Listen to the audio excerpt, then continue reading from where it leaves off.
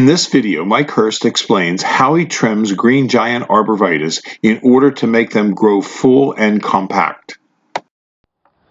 At Highland Hill Farm, I believe that most trees should be trimmed maybe at least once a year, or every tree should be at least looked at over the winter time. And one of the things we're doing right here is we're looking at our green giant arborvitaes, and we're trimming them back. I believe that trimming back green giant arborvitaes is a very good thing that makes them healthier and makes sure that they have 1 liter to it. This is a tree I just trimmed, and this is a tree that I haven't trimmed yet.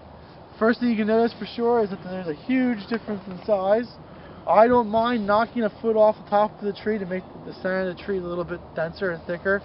You can see this guy here is real thin. I'm not really keen on real thin ones. I wouldn't mind taking off 1.5 feet on that one just to make sure it thickens and pulls. And you can see this guy here, this has been trimmed. You can see I trim it here, and I also trim it on the other side to try to encourage a more denser look to the plant. If you scan across, they all get trimmed about the same way. I try to trim them so that each width of each tree is just about the same. So if you get trees from us, they're uniform in their shape. I also try to trim the block all at the same time, so when they grow out, they all flush at the same time, and they all are all on the same step when it comes from on a pruning program basis. So we have a whole bunch more. I would imagine we probably have another 2,000 more to go do, but it's one of those things like I believe we really should trim them, and that's what I gotta do. So when I first start my trimming, I usually go in on the sides first and knock the sides a little bit back. And the reason I like to hit the sides back on it is that it forces the interior growth here to grow out, and that's where you get that real thick look to it. Most arborvitaes do not want to have that look, but if you go through and you trim the sides a little bit, it'll make them go out through. So just continue this idea of trying to get it a little bit thicker on the sides, upwards, and you trim it so that there's about 1 little liter. Sometimes there's 2 or 3, depending on what you're thinking that the tree should look like, but I try to keep 1. My brother likes to have 2, and I know some people that like to have 3 to it.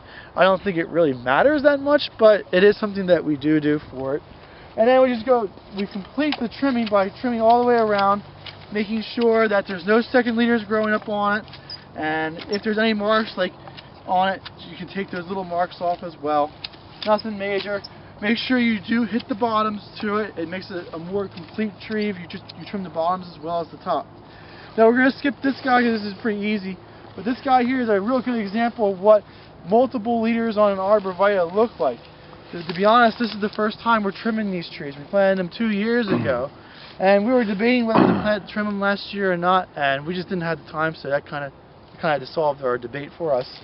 But since they had the 2 leaders on it, this is an unsaleable tree at this particular point in time, and if you do get a tree that has multiple leaders to it, you do want to do trimming onto it. So what we'll do is, I'm actually going to pick this one to be the main leader, so the other 2 are going to get knocked real hard. But when I knock them, I always try to make it so that there's another leader coming up onto it. I don't want to like flat top it and then make it like a stub there. I want to cut it so that there's more growth coming to it and it's not going to permanently scar the tree. That's what we do. And my dad takes this and makes cuttings out of it. So Dad likes doing that. So then we just go around with our pruners. We prune around the sides a little bit. Now we're doing this to make sure that they're uniform too. Some of them get real fat if you don't trim the sides to it, and if they're real fat and some are real thin, you're going to have an ununiform product, and that's never really a good thing to it. So just go around and you just trim it so that it gets a little bit more uniform, gets a little bit more like a set to everything else.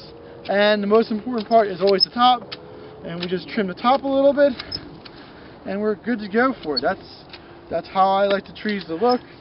And when you're really into the gear of trimming the trees like these we have here, how long does it take you to do a tree? It depends on the size. This size here, since they're a little bit bigger, I would say maybe like a minute to do each tree. That's also doing with these. I like this most. There's a lot of other types of instruments or tools to use, but I think this is the safest. And with this, there's no OSHA requirements, so you don't have to worry about chaps or making it a safe workplace for your employees.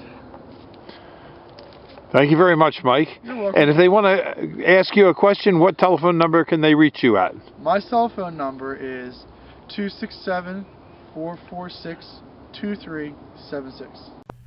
If you have questions about arborvitae, give us a call at Highland Hill Farm.